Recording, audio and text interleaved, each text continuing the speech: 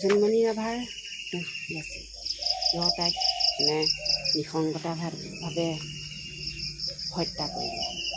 তাই কি এনে কাম কৰিছিল যিটো কামৰ বাবে তেওঁৰ লগৰীয়াখিনিয়ে তেওঁৰ নিজৰ আত্মীয়খিনিয়ে তেওঁক হত্যা কৰিলে। মানুহ ইমান নিষ্ঠুৰ হ'ব পাৰেনে? মানুহে মানুহক নৰহত্যা কৰিবলৈও কুণ্ঠবোধ নকৰা হ'ল কিয়? তাইৰ দুখ এটাই আছিল, কাৰণ তাই অপৰাধ জগতখনত মিল যাব নোৱাৰিছিল। সেইবাবে হয়তো তাইক তেওঁলোকে হত্যা কৰিলে। তেওঁ ঘোচ খোৱা বিধৰ নাছিল, সৎ সাহসী আছিল। সেইবাবে হয়তো তেওঁক হত্যা কৰিলে।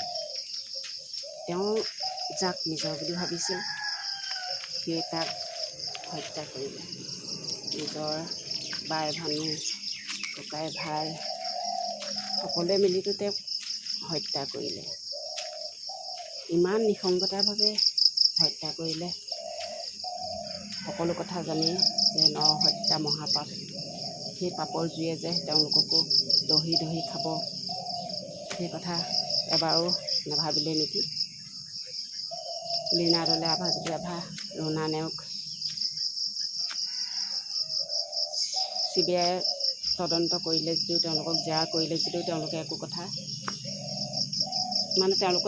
জনা নগ'ল।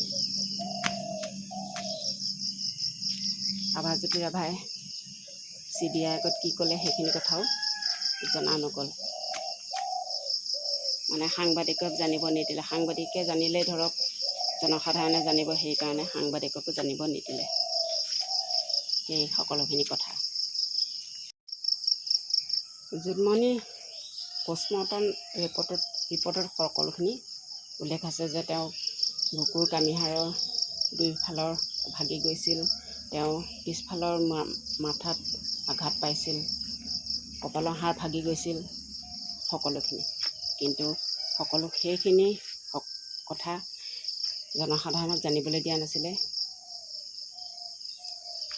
কিয় সেনেকুৱা কৰিলে? আমাৰ অসমৰ মুখ্যমন্ত্ৰী ডাঙৰীয়াদেৱে এবাৰো কিয় ভাবি নাচালে? যিহেতু তেওঁতো কৈ থাকে পুলিচ তেওঁ, কিন্তু পুলিচক মাৰি শেষ কৰি পেলালে। গতিকে মাননীয় মুখ্যমন্ত্ৰী ডাঙৰীয়ালৈ আহ্বান থাকিলে যে তেওঁ অলপ চকু মেলি চাই যেন।